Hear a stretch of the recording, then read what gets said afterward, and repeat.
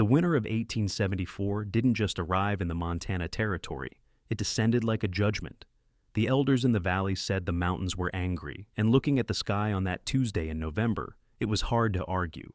The clouds were not merely gray, they were the color of bruised iron, heavy and swollen, effectively decapitating the peaks of the Rockies. When the snow began, it wasn't a gentle drifting of flakes, it was a white curtain, dropped by a giant hand, erasing the world.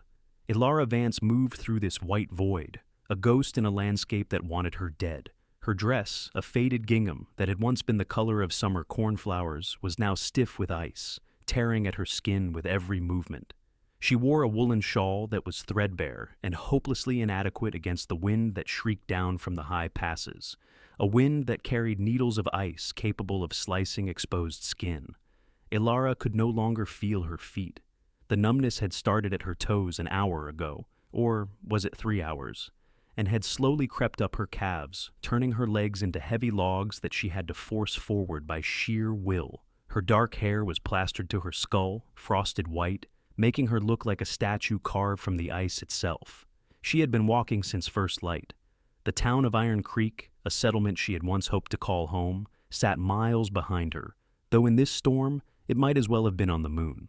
The townspeople had made their position violently clear. It had started with whispers, as these things always do. Elara, a young widow of 24, trying to survive on taking in laundry and sewing. Then came the poisonous glances from the church matrons. Finally, the accusation from Mrs. Higgins, the mayor's wife, a baseless, venomous lie about Elara and the mayor. It didn't matter that Elara had repelled the man's advances. The wife always blamed the woman. Yesterday, the landlord had thrown her out. "No room for fallen women," he had sneered, tossing her meager trunk into the mud. "Get out before the snow sticks." She had tried to buy a seat on the stagecoach, but the station master had turned his back. She had tried to buy a horse, but the stable hand had spat at her feet. She was a pariah, marked with a scarlet letter painted by gossip. Now, as the light began to fail, turning the white world into a terrifying gray, Elara stumbled. She fell to her knees, the snow embracing her instantly. It would be so easy to stay here. The cold wasn't painful anymore. It was almost warm, a narcotic lulling her to sleep. "Just close your eyes," the wind seemed to whisper. "James is waiting." She thought of her husband, James, buried 3 years ago in a rocky patch of earth in Kansas. She thought of the life they were supposed to have. Then, through the swirling white chaos, she saw a geometric shape, hard lines against the soft chaos of the storm. A barn. It was massive, looming out of the dark. With a gasp that sounded like a sob, Elara forced herself up. She staggered toward the structure, her survival instinct overriding her resignation. She reached the rough timber door and pushed. It was heavy, frozen on its hinges, but she threw her entire weight against it. It groaned open. She fell inside, and the difference was instantaneous. It wasn't warm, not truly, but out of the wind, the air felt thick and still. The smell hit her, sweet hay, cured leather, and the earthy, pungent scent of horses. It was the smell of life. Elara crawled toward a pile of straw in the corner, unable to stand. Her vision was tunneling, black spots dancing before her eyes. She pulled the scratchy straw over her freezing body, her teeth clattering so hard she thought they might crack. She was safe from the wind, but the cold was already inside her. It had settled in her marrow. As her consciousness began to fragment, drifting away like smoke, she accepted that she would likely not wake up. Silas Thorne secured the latch on the farmhouse door, but the wind rattled it immediately, testing his work. At 32, Silas was a man composed of hard angles and silence. He had built the Blackwood Ridge ranch from nothing but dirt and determination, turning it into the finest spread in the valley. But he had done it alone, and the solitude hung on him like a heavy coat. "Going to be a bad one, Buster," he muttered to the old sheepdog by the fire. The storm nagged at him. He had secured the livestock hours ago, but a feeling in his gut, an instinct honed by a decade on the frontier, wouldn't let him sit. He needed to check the barn one last time. Pulling on his heavy buffalo hide coat and lighting a kerosene lantern, Silas braved the gale. The walk to the barn was a battle, the wind trying to knock him off his feet. He shoved the barn door open and slipped inside, shaking the snow from his shoulders. The horses nickered, shifting in their stalls. Silas raised the lantern, checking the feed, checking the water. He turned to leave, satisfied, when the light caught something in the far corner, a pile of rags, an old blanket. He stepped closer, his boots crunching on the straw. The pile moved. Silas froze, his hand instinctively dropping to the Colt Navy revolver on his hip. "Who's there?" he barked. No answer. He closed the distance in 3 long strides and knelt. It wasn't a pile of rags. It was a woman. Silas set the lantern down, his heart hammering against his ribs. He brushed the straw away from her face and hissed in a breath. She was blue, a terrifying translucent blue-white that looked more like porcelain than flesh. Ice crystals coated her eyelashes. "Ma'am?" He touched her cheek. It was like touching marble. She didn't stir. He placed a hand over her mouth and felt the faintest wisp of air, shallow and jagged. She was on the precipice. If he left her here to run for help that was miles away, she would be dead in 10 minutes. Even carrying her to the house might kill her if... The shock was too great. He didn't hesitate. Silas scooped her up. She was frighteningly light, a bird made of hollow bones. He shielded her face with his coat and kicked the barn door open, putting his head down against the fury of the storm. The 50 yards to the house felt like 50 miles. The wind screamed, trying to tear the burden from his arms, but Silas Thorne did not let go of things he claimed. He kicked the farmhouse door shut behind him and laid her on the bearskin rug in front of the roaring hearth. He stripped the frozen shawl, the ice-stiffened dress, his movements frantic but respectful. Underneath, her skin was gray. The fire wasn't doing enough. She wasn't shivering. That was the worst sign. Her body had given up trying to generate heat. He remembered an old trapper telling him once, up in the Yukon, "When the blood stops moving, fire won't save 'em. Only life saves life." Silas looked at the woman, then at the fire, then back to her. It was improper. It was scandalous. It was the only chance she had. He stripped down to his union suit, his face burning with a heat that had nothing to do with the fire. He lifted her, carried her to his bed, and pulled the heavy down quilts over them both. He pulled her frozen form against him. It was like holding a corpse. He wrapped his legs around hers, his arms around her torso, pressing his chest against her back, willing his own warmth to flow into her. "Come on," he whispered into the darkness. "Fight." Minutes stretched into hours. The storm howled outside. A beast denied its prey. Inside, Silas lay awake, listening to the agonizingly slow rhythm of her heart. Then, just before dawn, it happened. A twitch, a gasp, and then the violent, racking shivers of a body coming back to life. "Easy," Silas murmured, rubbing her arms briskly to help the circulation. "I've got you. You're safe." She didn't wake, but she turned instinctively toward the heat, burying her face in his chest. Silas Thorne, who hadn't held a woman since his wife Clara died of fever 4 years ago, stared at the ceiling, listening to the wind and the breathing of the stranger in his arms. Elara woke to the smell of coffee and bacon, scents so wonderful they made her stomach cramp.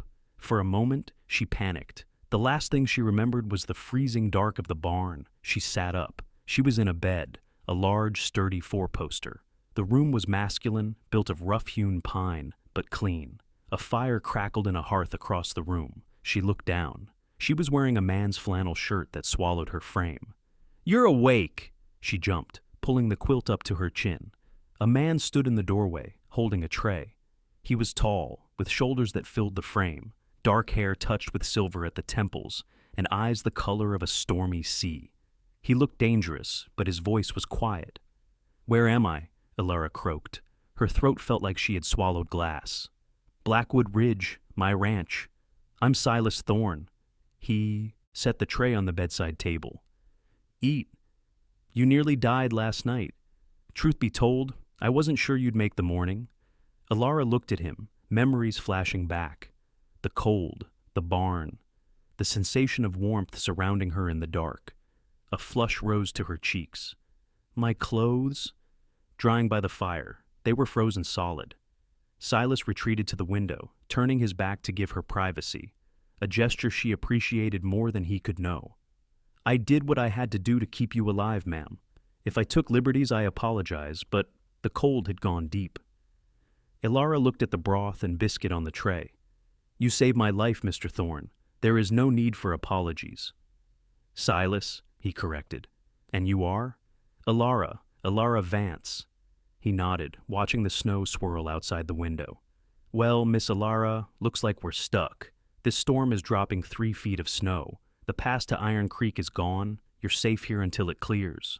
Safe, she tested the word. I haven't been safe in a long time. You running from the law? Silas asked, turning to face her. No, just running from cruelty. Over the next 3 days, the storm raged, sealing them in a capsule of domestic existence. It was an awkward dance at first. Silas was a man used to silence. Elara was a woman used to being unwanted. But necessity is a powerful bridge. Elara, once her strength returned, refused to be idle. She took over the kitchen, organizing his chaotic pantry. She mended his torn work shirts. She found a layer of dust on his bookshelves and waged war against it. Silas, for his part, tried to stay out of her way, but the cabin wasn't that big. He watched her. He watched how she moved with a quiet grace, how she hummed low, mournful tunes while she kneaded dough. You don't have to work, he said one evening as she scrubbed the floor. You're a guest. I'm a beggar, she corrected, not looking up. And I pay my way. I won't be a burden. You're not a burden. The intensity in his voice made her pause.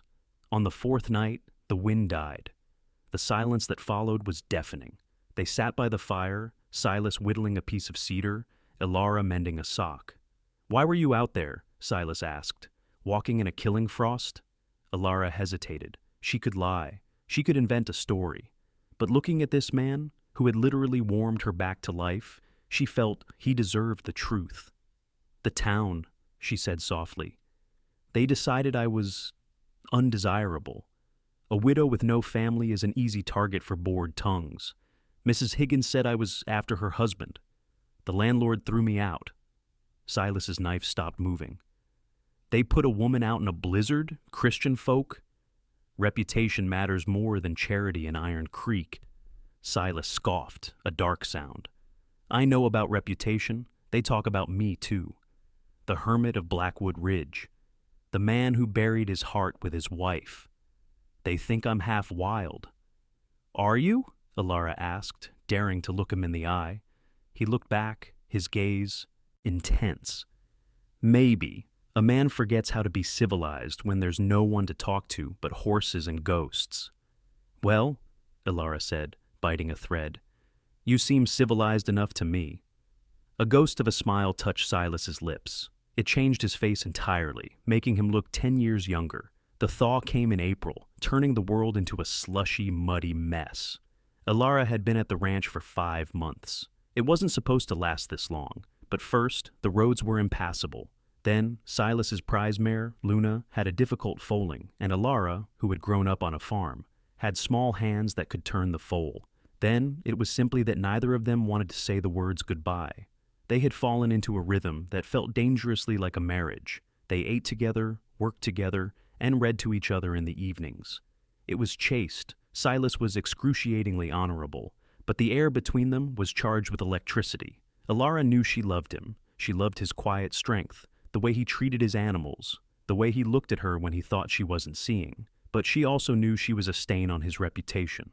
One afternoon, a rider appeared on the ridge. It was a drifter, a man with shifting eyes and a cruel mouth. He rode into the yard while Silas was out checking the fence line. Elara stepped onto the porch, Silas's Winchester rifle in her hands. She had learned to shoot in the last few months, discovering she had a natural eye for it. Help you? She called out. The man leered. Well now, heard there was a fancy woman living up here with the hermit. Didn't know you were this pretty. I'm Mrs. Thorne, she lied, the words tasting sweet and bitter on her tongue. And my husband is just over that rise. I don't see no ring, the drifter noted, swinging down from his horse. Maybe I can keep you company till he gets back. He took a step toward the porch. Crack! A bullet kicked up the dirt 1/2 inch from his boot. The drifter jumped back, reaching for his gun. Crack! Chick! Crack! Elara levered the rifle and fired again, the bullet tearing the hat right off his head. The next one is between your eyes, she said, her voice steady as iron. Get on your horse. The man scrambled into his saddle, cursing, and galloped away. Elara watched him go, her knees shaking only after he was out of sight. When Silas returned and heard the story, his face went dark. They're talking in town. They know you're here. I have to leave, Elara said, fighting back tears. I'm ruining you, Silas. They'll shun you. They'll cut off your trade. Let them, Silas growled. He grabbed her shoulders, forcing her to look at him. Do you think I care about the opinions of hypocrites? You are the best thing that has happened to this ranch. To me. Silas, don't leave, he pleaded, his voice cracking. Marry me, for real. Let's give them something to really talk about. Elara stared at him. You don't want to marry me. You just want to protect me. I want to protect you because I love you, Silas said, the words rushing out.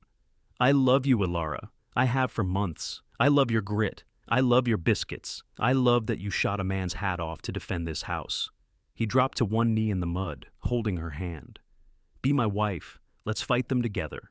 Tears spilled down her cheeks. Yes, yes, Silas. They were married 2 days later by a circuit preacher who was passing through the valley. It was a quick ceremony in the living room, with Mateo, Silas's loyal foreman, as the witness. When the news hit Iron Creek, the town exploded. It was a Sunday when the delegation arrived, 6 men, led by Mayor Higgins and the banker, Mr. Holloway. They rode into the yard like they owned it. Thorne! Higgins bellowed. Silas stepped out, Elara right beside him. He wore his Colt. She held the Winchester. What do you want, Higgins? Silas asked coolly. We're here to remove this woman, Higgins sneered. Living in sin, flaunting it in the face of decent folks. She's my wife, Silas said, holding up Elara's hand to show the gold band, his mother's ring. Mrs. Elara Thorne, you're trespassing on her land. A sham marriage don't clean a dirty sheet, Holloway spat. We're cutting you off, Thorne. The bank is calling your loan. The general store won't sell to you. You're done in this valley. Then get off my land before I decide to enforce the trespassing laws with lead, Silas warned. The men rode off, but the war had begun. The boycott was brutal. The town refused to buy Silas's cattle. They refused to sell him grain. The ranch was self-sufficient, but only to a point. By late summer, supplies were low, but Silas and Elara refused to break. They worked side by side, harder than ever before. Mateo and his cousins from the Mexican settlement down south, who had no love for the prejudice of Iron Creek, helped them, trading beef for flour and coffee. Then came the fire. It was September, dry and windy. Elara woke to the screaming of horses. Silas, the barn! They ran out into the night. The barn, the new one Silas had rebuilt years ago, was engulfed in flames. Arson. The smell of kerosene was thick in the air. The horses! Silas roared, sprinting toward the inferno. Silas, no! Elara screamed, but he was already inside. She soaked a blanket in the horse trough and ran after him. The heat was a physical blow, searing her lungs. Inside, it was a hellscape. Silas was wrestling with the latch of Luna's stall. A burning beam crashed down, pinning him to the ground. Elara didn't think. She acted. She ran to him, the wet blanket steaming instantly. Silas was groaning, his leg trapped. Go, he coughed. Save yourself. Not without you. She grabbed a crowbar from the wall, ignoring the blisters forming on her hands, and jammed it under the beam. With a scream of primal effort, she leveraged her entire body weight. The beam shifted just an inch. Pull, Silas! He dragged his leg free, screaming, in pain. Elara grabbed him under the arms and dragged him toward the door as the roof began to groan. They tumbled out into the cool night air just as the structure collapsed in a shower of sparks. They lay on the grass, gasping, their faces blackened with soot. You crazy woman, Silas wheezed, clutching his broken leg. You could have died. I told you, she whispered, kissing his forehead. I'm not going anywhere. Silas's leg was badly broken. He was bedridden for weeks. The ranch should have died then. A ranch cannot run without a master. But it had a mistress. Elara took charge. She directed Mateo and his men. She rode the fences. She balanced the books. When the doctor from Iron Creek refused to come out to treat Silas, Elara rode into town, marched into the saloon where the doctor was drinking, and placed her Colt revolver on the table. My husband is in pain, she announced to the silent room. You took an oath, doctor. You will ride with me now or you will answer to God and this pistol." The shame in the room was palpable. The doctor rode with her. The turning point came in November, exactly 1 year after Elara had arrived. Another blizzard struck, worse than the first. Elara knew the cattle were in the north pasture, exposed. Silas couldn't ride. "Mateo," she said, pulling on her heavy coat, "saddle the horses." "Señora," Mateo warned, "it is death out there. Those cows are our future. We lose them. We lose the ranch. Who is with me?" Mateo looked at her, then nodded. 2 other hands joined them. For 12 hours, Elara rode in the whiteout. She froze just as she had a year ago, but this time there was a fire inside her that the cold couldn't touch. She drove the herd into the shelter of the canyon, shouting until her voice was gone, her face raw from the ice. When they returned, half dead but successful, they found a surprise waiting at the ranch. Sheriff Big John Gable was there, along with Mrs. Holloway, the banker's wife, and several other townsfolk. They had wagons loaded with lumber, hay, and food. Elara slid from her horse, unable to stand, but Big John caught her. "What is this?" she rasped. "We saw the smoke when the barn burned," the sheriff said, looking at his boots. "And we heard what you did, how you saved Silas, how you faced down the dock." Mrs. Holloway stepped forward, holding a basket of preserves. She looked ashamed. "Mrs. Thorne, Elara, we judged you. We were wrong. You have more grit than half the men in this valley combined. When we heard you were out in this storm, saving the herd, well, we couldn't sit by anymore." "The boycott is over," the sheriff said. "Garrett and Higgins can go to hell. You're one of us." Elara looked at the wagons, then at the house where Silas watched from the window, leaning on his crutch. She didn't smile. She was too tired, but she nodded. "Thank you," she whispered. "Now, if you'll excuse me, I have to go see my husband." Spring came to Montana in a riot of wildflowers. The new barn was almost finished, raised by the hands of the very people who had once tried to drive them out. Silas walked with a slight limp now, but he was strong again. He stood on the porch, watching Elara in the garden. She was planting roses, bright, defiant red roses. He walked down the steps and wrapped his arms around her waist. She leaned back into him, fitting perfectly against his chest. "A letter came today," Silas said softly. "Oh?" "From Ohio, James's sister. She heard about everything. She wants to visit. She says she's sorry she didn't write sooner." Elara closed her eyes, letting the sun warm her face. The ghosts of the past were finally resting. "Let her come," Elara said. "We have plenty of room." "We might need more room soon," Silas said, resting his hand on her stomach. Elara turned in his arms, her eyes wide. "You think?" "I know," Silas smiled, and this time the smile reached his eyes and stayed there. "I'm a rancher, Elara. I know when new life is coming." He kissed her, a deep, lingering kiss that tasted of coffee and promise. They had walked through fire and ice to find each other. The world had tried to freeze them out, burn them down, and drive them apart. But as Elara looked out over the valley, green and alive, she knew one thing for certain. The winter was over. I want to know what you think. What was the bravest moment in the story? Was it Silas warming Elara to save her life? Was it Elara marching into the saloon to get the doctor? Or was it the town finally admitting they were wrong? Let me know in the comments below. If you enjoyed this journey to the American frontier, please give this video a thumbs up and share it with a friend who loves a good romance. And don't forget to subscribe to Dust and Legends. We have a heart-pounding story about a gold rush betrayal coming up next week that you do not want to miss. Until next time, keep your powder dry and your heart open.